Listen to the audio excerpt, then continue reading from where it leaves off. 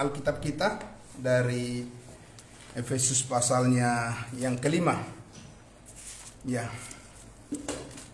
Efesus pasal 5.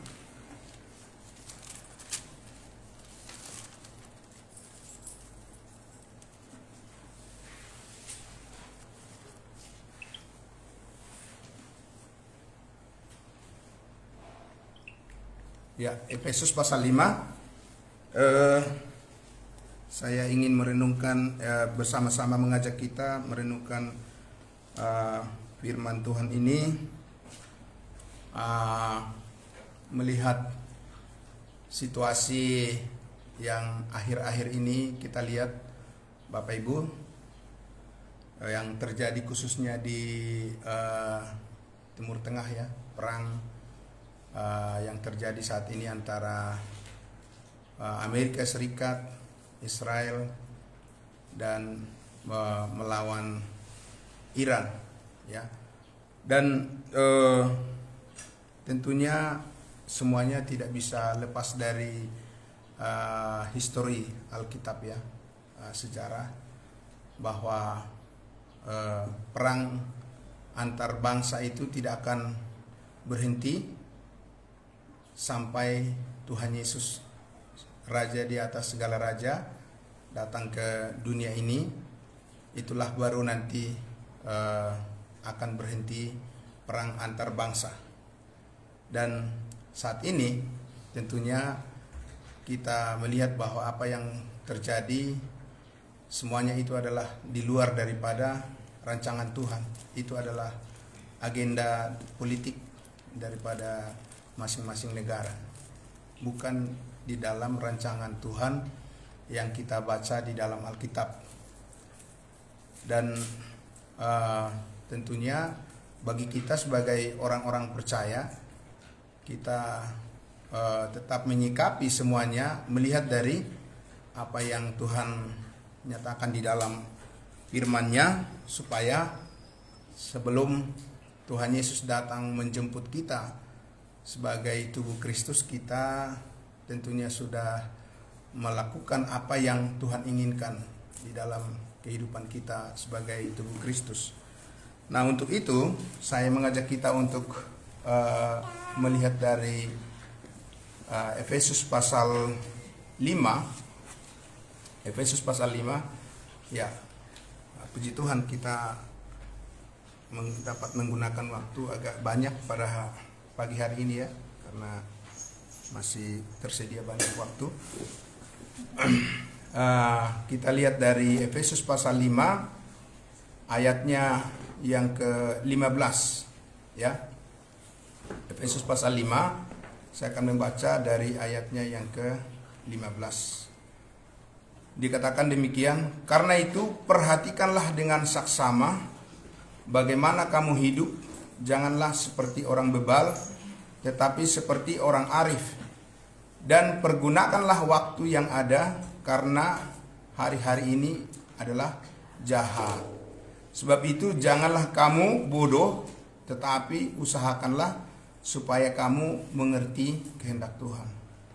Dan janganlah kamu mabuk oleh anggur, karena anggur menimbulkan hawa nafsu, tetapi hendaklah kamu penuh dengan Roh, dan berkata-katalah seorang kepada yang lain dalam mazmur, kidung puji-pujian, dan nyanyian rohani. Bernyanyilah dan bersoraklah bagi Tuhan dengan segenap hati. Ucaplah syukur senantiasa atas segala sesuatu dalam nama Tuhan kita Yesus Kristus kepada Allah Bapa kita. Dan rendahkanlah dirimu seorang kepada yang lain di dalam takut akan Tuhan. Baru selanjutnya di ayat-ayat berikutnya itu, di situ ada penerapan dalam kaitan dengan hubungan suami istri, istri tunduk kepada suami, suami mengasihi istri, dan jemaat, bagaimana jemaat mengasihi Kristus dan Kristus mengasihi jemaat. Nah, ini semua merupakan praktik penerapan di dalam kehidupan berjemaat, ya. Nah, Bapak Ibu sekalian, saya memberikan topik atas bacaan yang sudah kita baca bersama ini, bagaimana bijaksana di tengah dunia yang jahat. Ya, bagaimana menjadi orang yang bijaksana di tengah-tengah dunia yang jahat. Bapak Ibu sekalian, tentunya berbagai macam pandangan pasti muncul dari pemikiran manusia, ya, melihat menilai dunia ini baik, dunia ini tempat yang layak untuk ditempati manusia selamanya, bahwa dunia ini perlu dibangun, dunia ini adalah tempat di mana orang-orang diberkati, dunia ini adalah tempat orang berkarya, dunia ini sangat penting untuk dibangun dan sebagainya. Tentu manusia mempunyai berbagai pandangan, ya, terhadap hal itu. Namun kalau kita lihat Bapak Ibu, ya, secara rohani Alkitab mengatakan, tadi dikatakan bahwa di ayatnya yang ke-16, dan pergunakanlah waktu yang ada, karena apa? Karena hari-hari ini adalah jahat. Jadi bukan kita yang mengatakan dunia ini jahat. Mungkin orang-orang berpikir, oh enggak, dunia bagus-bagus saja, dunia baik-baik aja, dunia ini adalah tempat yang nyaman, atau dunia ini adalah rumah di mana kita harus berupaya untuk memelihara sedemikian rupa, menjaganya dan seterusnya. Iya, Bapak Ibu. Tentunya kalau berbicara tentang bagaimana merawat lingkungan, ya, bagaimana menjaga supaya ada keseimbangan terhadap keadaan dunia, iklim dan sebagainya, tentu itu adalah suatu hal yang sangat baik, karena memang Tuhan menciptakan dunia ini, ya, tempat di mana supaya manusia bisa berkarya dan manusia bisa hidup, saling menolong, saling membantu terhadap sesamanya. Tapi bagaimanapun itu Bapak Ibu sekalian, kita lihat bahwa Alkitab mengatakan dunia ini tidak baik-baik saja, ya. Itu yang penting. Dunia ini tidak dikatakan bahwa akan menjadi lebih baik. Apalagi kalau kita baca misalnya di kitab 1 Yohanes Bapak Ibu, ya, Yohanes mengatakan dunia ini sedang lenyap dengan keinginannya. Jadi dunia tidak mempunyai keinginan untuk menjadi baik. Jadi orang yang berharap kepada dunia, dia tidak akan menjadi lebih baik. Percayalah Bapak Ibu. Ya. Alkitab yang mengatakan itu. Pergunakanlah waktu yang ada, sebab hari-hari ini adalah jahat. Jadi menurut pandangan iman, ya, dunia ini adalah jahat. Dan masing-masing mungkin kita sudah punya pengalaman bagaimana orang yang jahat itu melakukan sesuatu yang merugikan kita, kan? Iya, itu kenyataan. Jadi kita tidak bisa katakan, wah, dunia ini bagus, dunia ini sesuatu yang sangat menggiurkan. Tidak bisa. Pun kita berjuang di dunia ini, Bapak Ibu Saudaraku, karena memang Tuhan mau supaya kita bisa menyaksikan kasih-Nya. Ya. Tuhan mau supaya kita tidak menyerah kepada keadaan, di mana keadaan-keadaan di dunia ini adalah keadaan yang sifatnya adalah membawa manusia kepada suatu ilusi, ya, ilusi dari manusia yang ingin menjadikan dirinya sebagai pusat daripada kebenaran. Tapi kebenaran kita adalah kebenaran yang ada pada Kristus, dan Yesus sudah jelas mengatakan, akulah jalan dan kebenaran dan hidup. Dan karena itu Bapak Ibu sekalian, ya, kita sebagai orang-orang percaya, orang-orang kudusnya Tuhan, sama seperti jemaat Efesus ini tentunya, ya, hidup di lingkungan yang bukan baik-baik saja, ya, di mana lingkungan itu, dunia yang kita tempati ini sudah sangat jauh dari rancangan Tuhan. Apa sih rancangan Tuhan? Pertama untuk manusia adalah supaya menjadikan, kalau kita lihat perintah di Kejadian itu kan Paulus katakan Allah katakan kepada Adam dan Hawa supaya mereka merawat baik-baik semua ciptaan itu, dan mereka harus mendengarkan perkataan Tuhan. Ya. Kalau mereka tidak mendengarkan perkataan Tuhan kepada mereka, dan mereka lebih mendengar suara daripada setan, suara daripada iblis, maka disitulah kejatuhan terjadi. Ya. Dan kita lihat sekarang ini Bapak Ibu sekalian, semua orang di dunia ini tentunya mempunyai agama, mempunyai kepercayaan. Dari mana itu datangnya? Apa itu dari Tuhan datangnya? Tentu saja kita tidak bisa mengatakan itu dari Tuhan asalnya. Ya, sebab dari peristiwa Babel di mana manusia pada saat itu mendirikan satu menara yang dikatakan menara untuk mencapai langit, ya. Supaya apa tujuannya? Tujuan mereka adalah tentunya supaya mereka bisa mengadakan penyembahan berhala. Dengan demikian mereka tidak lagi mengikuti apa yang menjadi perintah Tuhan. Mereka bisa melakukan apa yang mereka pikir menganggap mereka baik, dan mereka mengabaikan apa yang Tuhan kehendaki, dan mereka berkumpul sementara perintah Tuhan adalah supaya mereka tersebar, ya, ke berbagai penjuru. Dengan demikian Tuhan memberkati mereka di berbagai tempat. Tapi yang terjadi adalah Tuhan harus memaksa mereka, ya, berpencar. Dengan cara apa? Dengan cara mengacaukan bahasa mereka, ya, sehingga mereka tidak mengerti satu dengan yang lain. Dan dengan demikian mereka tersebar di berbagai tempat di penjuru dunia ini dan membawa apa yang mereka bawa. Mereka tidak membawa pesan Tuhan dari Babel ketika mereka berpencar ke berbagai daerah, ke berbagai pulau, ke berbagai benua. Ya. Manusia itu bukan membawa pesan dari Tuhan, tetapi mereka membawa keinginan mereka untuk menyembah berhala, dan terciptalah berbagai kepercayaan di dunia ini. Nah, herannya Bapak Ibu sekalian, ya, kepercayaan agama-agama di dunia ini bukan menyangkal Tuhan, tapi mengatakan bahwa Tuhan itu ada. Tapi Tuhan itu ada bukan Tuhan yang mereka harus kenal, yaitu melalui Yesus Kristus sebagai Tuhan dan Juru Selamat. Nah, di sini Bapak Ibu sekalian, jadi iblis itu tidak keberatan kalau manusia beragama. Dia tidak keberatan manusia beragama. Bahkan iblis itu tidak keberatan kalau manusia itu, orang Kristen itu rajin ke gereja. Tidak keberatan dia. Ya. Asalkan orang-orang itu, ya, tidak mempercayai kebenaran yang ada di dalam Yesus Kristus, iblis tidak akan keberatan.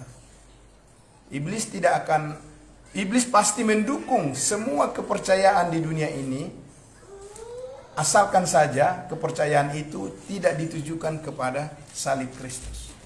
Nah, kalau kita lihat Bapak Ibu sekalian, ya, kitab suci agama-agama di dunia ini, apa yang tidak ada? Mengenai moral, teladan Yesus ada. Ya, tokoh-tokoh di dunia ini kagum dengan pengajaran-pengajaran Yesus. Ya. Kita juga bisa baca, bisa kita Google juga, misalnya seperti Mahatma Gandhi, ya, pemimpin spiritual negara India, ya. Itu sangat mengagumi pengajaran-pengajaran Yesus karena Yesus mengajarkan kasih. Ya. Dan kitab suci yang lain juga tidak keberatan tentang moral pengajaran yang disampaikan oleh Yesus. Tapi yang sejauh itu tidak menyangkut salib Kristus,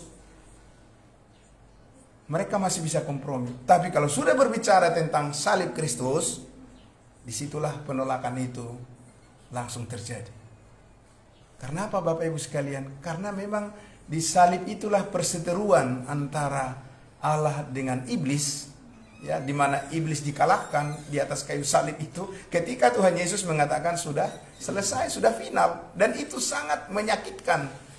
Pukulan telak, ya, bagi iblis, karena perkiraan daripada iblis ketika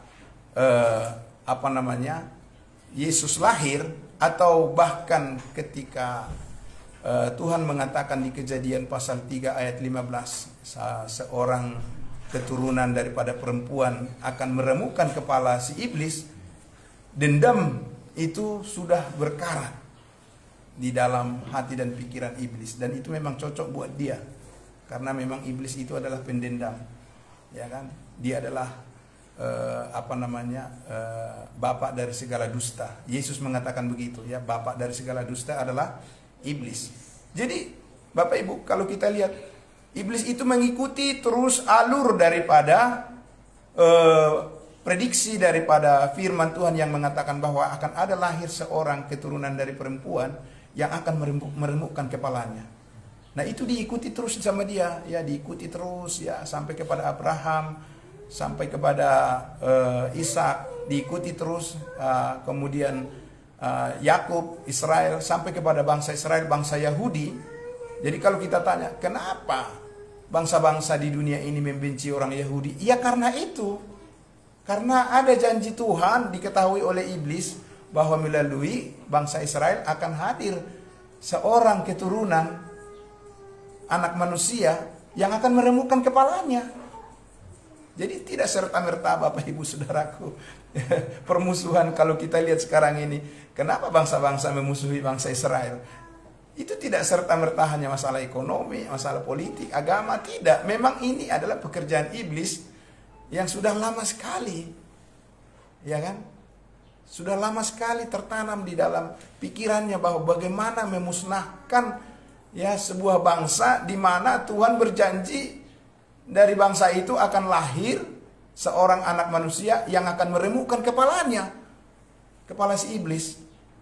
Nah, jadi tidak usah heran kita kalau misalnya kita lihat ada bangsa-bangsa yang dendam kusumat kepada bangsa Israel itu. Bukan karena bangsa Israel jahat sama sekali. Bangsa Israel itu, apalagi sekarang ini, bangsa Israel yang hidup di dalam demokrasi, sistem demokrasi, mereka sangat menghargai hak asasi manusia, ya kan? Mereka menghargai agama-agama lain, mereka sangat menghargai batas-batas wilayah, mereka sangat menghargai, ya, manusia, dan mereka terus berkembang di dalam kemajuan-kemajuan untuk menciptakan teknologi yang bermanfaat, kan, termasuk yang kita pakai sekarang ini, ya. Gadget yang kita gunakan sekarang ini, media sosial yang kita gunakan sekarang ini, memang siapa yang menciptakan? Kan semua orang memakainya, kan? Kalau orang Israel itu jahat, masa mereka menciptakan sesuatu yang berguna bagi manusia? Apa jahatnya gitu, ya? Nah, jadi kalau kita lihat di sini, hanya Alkitab yang bisa meneropong, yang bisa melihat melampaui daripada kemampuan manusia menganalisa mengapa bangsa-bangsa membenci bangsa Israel. Itu karena memang ada iblis yang dendam, penguasa kerajaan angkasa, ya, dendam kepada Tuhan, ya. Kenapa menghadirkan seorang manusia ke dunia ini untuk mengalahkan dia? Dan kekalahan itu, Bapak Ibu Saudara tahu, ya. Kalau iblis berpikir ketika Yesus Kristus hadir ke dunia ini, kalau dia sudah mati, karena memang Yesus dijanjikan sebagai raja, kan? Kalau rajanya udah mati seperti sekarang inilah, yang ditembak duluan siapa? Ya, iya, Pak. Siapa? Pak Kueni, ya? Pak siapa? Pak Kameni. Iya.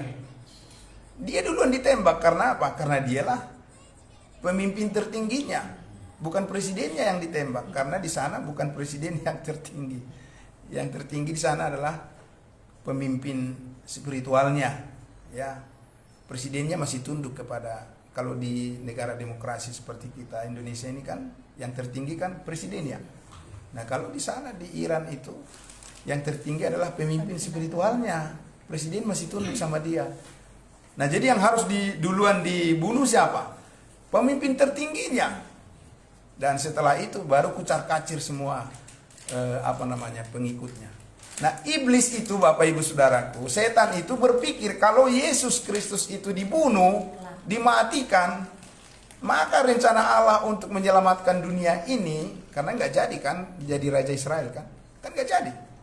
Kalau orang Israel menyambut Yesus sebagai Mesias, sebagai rajanya, maka keselamatan datang dari bangsa Israel ke seluruh bangsa di dunia ini akan mengalir, Bapak Ibu Saudara, ya. Karena itu janji Tuhan kepada Abraham, melalui keturunanmu semua bangsa di dunia akan diberkati. Tapi itu harus dengan cara keturunanmu harus terima Mesias yang dijanjikan, Yesus. Kalau kamu menolak Yesus yang dijanjikan, bagaimana kamu bisa memberitakan kebenaran kepada dunia? Karena dunia akan memerangi kamu, dunia akan menolak, dan kamu tidak akan mampu menguasai dunia tanpa Mesias. Nah, Bapak Ibu sekalian, jadi perhitungan daripada iblis adalah, ya, kita lihat dari awal itu Yesus masih lahir sebagai bayi, baru berapa tahun umurnya, itu sudah iblis sudah menghasut Herodes untuk membunuh semua anak kecil, ya. Bapak Ibu Saudara, karena dia berpikir apa? Kalau sudah dibunuh semua anak kecil, berarti sudah termasuk Yesus ada di dalamnya.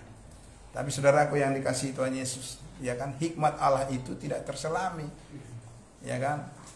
Yusuf dan Maria sudah didatangi oleh malaikat supaya Yesus dibawa kemana? Dibawa ke Mesir, jauh sekali, Bapak Ibu Saudara, ya. Dan ketika Yesus Kristus sudah dibawa kembali ke Nazaret, dan kemudian Yesus menjadi dewasa, dan kita tahu bahwa ketika Tuhan Yesus menggenapi hukum Taurat dengan berpuasa berapa lama? Berpuasa, jadi bukan hanya pindah jam makan, Bapak Ibu Saudara, dari siang jadi malam. Tidak, puasa Yesus Kristus bukan pindah jam makan, ya. Tapi memang dia tidak makan dan tidak minum seberapa lama? 40 hari 40 malam. Jadi siapa manusia lagi yang bisa menambahi itu? Tidak ada, Bapak Ibu Saudara, ya. Jadi puasa daripada Yesus Kristus itu adalah puasa yang paling sempurna. Dan karena itu kita menerima yang sempurna dari Dia. Amin. Dia melakukannya untuk kita. Kalau kita melakukannya untuk Dia, seberapa banyak yang bisa kita lakukan? Yang kita lakukan itu banyak salahnya, ya. Tapi yang dilakukan oleh Kristus itu sempurna. Jadi ketika Tuhan Yesus mengatakan di atas kayu salib sudah selesai, ya. Dan iblis berpikir apa? Iblis juga berpikir selesai juga dia, ya kan? Selesai juga dia. Dia mati. Kalau sudah mati rajanya, udah. Kalau dalam percaturan, ya, kalau dalam catur itu udah skak, mati raja, udah. Berarti kalah. Tidak demikian. Kalau bagi Allah tidak demikian, itu kebodohan. Ya, itu satu kebodohan. Karena apa? Karena Yesus Kristus dikuburkan, tidak bisa 4 hari dia. Ya, tidak bisa 5 hari, tidak bisa 6 hari. Hanya 3 hari dia bisa ditahan di situ. Nah, kalau nenek moyang kita, opung kita, segala macam itu ditahan oleh maut di situ terus. Sampai hari ini mereka juga belum bisa bangkit-bangkit, ya kan? Masih ada di kubur itu mereka, nabi-nabi, ya, rasul-rasul, sesembahan, tokoh-tokoh yang diagungkan oleh agama-agama di dunia ini. Mereka masih ada di kuburan. Semuanya masih mati. Nggak bisa menolong orang yang hidup. Tapi Tuhan kita Yesus Kristus yang dianggap kalah oleh iblis, kan begitu kan? Karena iblis berpikir kan, ya, kalau udah mati dia udah kelar, sudah selesai, menang saya. Tahu-tahu Yesus bangkit pada hari yang ketiga. Haleluya, puji Tuhan. Ya, karena orang berpikir apa? Selalu bertanya, apakah Tuhan bisa mati?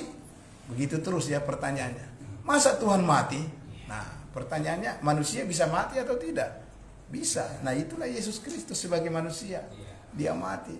Bukan sebagai Tuhan dia mati. Mana bisa dia mati sebagai Tuhan? Sebagai manusia dia mati. Dan kematiannya itu menebus dan mengampuni segala dosa kita sekali untuk selama-lamanya. Nah, Bapak Ibu sekalian, nah oleh karena itulah maka, ya, dikatakan mengapa dunia ini disebutkan tadi di ayatnya yang ke-15 itu, ya, menjadi bijaksana di tengah-tengah dunia yang jahat. Dikatakan di situ apa? Karena itu, ya, karena Tuhan mau supaya kita tetap proaktif, bukan pasif, bukan kendor semangatnya, tetapi tetap menyala-nyala, berapi-api di dalam melayani Tuhan. Karena itu dikatakan, ya, perhatikanlah dengan apa? Dengan seksama. Tidak dikatakan ya udah sepintas-sepintas sajalah, ya kan? Pokoknya akan baik-baik saja, ya. Tidak ada kelengahan hidup, ya, di dunia ini yang bisa berhasil akan mengamati, Bapak Ibu, mengetahui, ya, tantangan dan persoalan pencobaan itu akan datang dari mana. Ya, kita tidak tahu. Siapa sih menyangka, Bapak Ibu, kalau masalah yang kita hadapi ini, dulu kita sudah mengantisipasi, sudah tahu kita, nanti masalah saya adalah ini, nanti penderitaan yang akan saya hadapi adalah ini, orang yang akan membenci saya adalah ini, orang yang akan berkhianat adalah ini. Mana kita tahu, Bapak Ibu Saudara? Tidak tahu kita. Tapi di sini, saudaraku, ya, dikatakan perhatikanlah dengan saksama. Sekarang kita dipanggil untuk apa? Untuk selalu waspada, selalu jeli, dan mempunyai kesadaran yang dihidupkan, ya. Jadi kesadaran kita dihidupkan. Kenapa dihidupkan? Karena hari-hari ini adalah, dikatakan hari-hari ini adalah jahat. Bagaimana kamu hidup? Ya, jangan seperti orang bebal, tetapi seperti orang arif, orang yang bijaksana. Bagaimana orang yang bijaksana itu, Bapak Ibu Saudara? Ya, bisa kita lihat itu berbagai cerita yang disampaikan oleh Tuhan Yesus, ya, orang-orang yang bijaksana di dalam Alkitab, ya. Ya, berbagai macam perumpamaan disampaikan oleh Tuhan Yesus. Ya, bagaimana contoh orang yang dititipkan talenta, ya. Ada berapa? Ada 1, 2, sampai 3. Ya, yang sebagian ada yang menguburkan, ya, yang satu ada yang menguburkan talentanya karena dia berpikir apa? Ya, pokoknya saya tidak akan ada pertanggungjawaban kepada siapapun. Saya bisa melakukan apa saja yang saya mau. Ya, saya bisa mengatur hidup saya. Kan begitu ya dunia, kan, Bapak Ibu Saudara, ya. Ya, enggak terlalu penting saya harus mendengarkan firman Tuhan, karena apa? Toh juga saya baik-baik aja kok.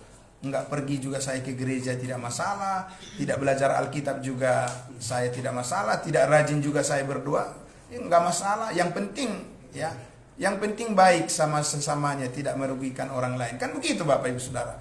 Ya, tapi saudaraku yang dikasihi Tuhan Yesus, dikatakan orang yang diberikan talenta itu, yang sebagian lagi, mereka apa? Mereka menjaga dengan baik, mereka melipat gandakannya, dan ketika tuannya datang, mereka tidak dalam ketakutan. Karena apa? Karena mereka menjaga kepercayaan itu. Amin. Iya, kepercayaan, Bapak Ibu sekalian. Jadi Tuhan itu, Yesus Kristus datang ke dunia ini untuk menanamkan apa kepada manusia? Menanamkan kepercayaan. Amin. Makanya kita lihat, ya, Yesus selalu berkata, barang siapa yang percaya kepadaku, barang siapa yang percaya kepadaku, siapa yang percaya kepadaku, itu terus yang diulang oleh Tuhan Yesus. Karena apa? Yesus datang, Bapak Ibu Saudaraku, sudah tahu dunia yang jahat ini hanya bisa diubah karena kepercayaan yang benar. Amin. Bayangkan Bapak Ibu Saudara, kalau diantara, ya, di dalam keluarga kita, di kepengurusan kita, di tempat kerja kita, di lingkungan kita tidak ada saling percaya satu dengan yang lain, mudah nggak masalah terjadi? Gampang sekali, Bapak Ibu Saudara. Dari mana-mana masalah itu langsung datang.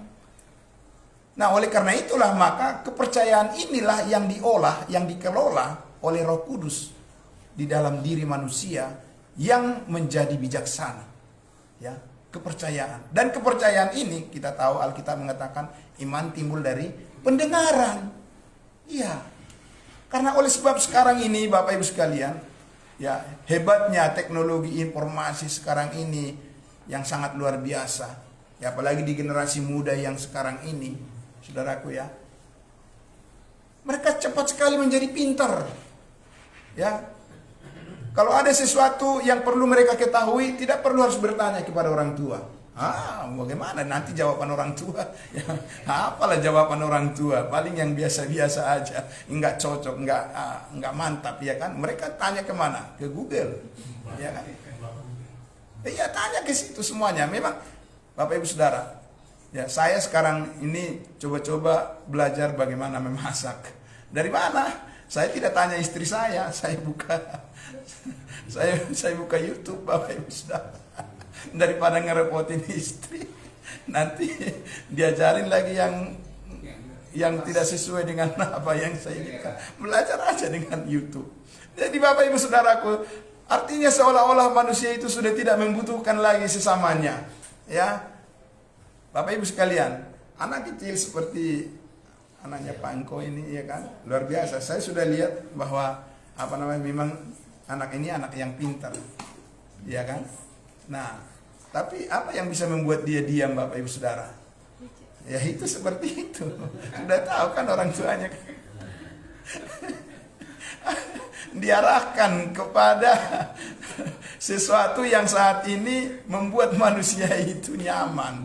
Ya, dengan apa Bapak Ibu Saudara? Ya, memperlihatkan ya tontonan-tontonan yang membuat mata. Apa sih Bapak Ibu Saudara yang membuat nyaman manusia dalam tontonan itu apa? Mata. Karena di mata kita ini ada namanya kornea. Ya. Jadi kornea itu Bapak Ibu Saudara adalah sistem menangkap informasi, sinyal-sinyal informasi dan diteruskan kepada saraf di kepala kita, di otak.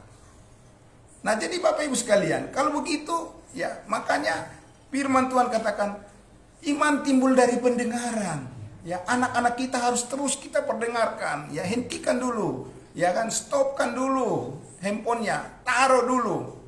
Mesti ada waktu yang dibagi untuk mereka. Boleh mereka tentunya harus bermain seperti itu, tapi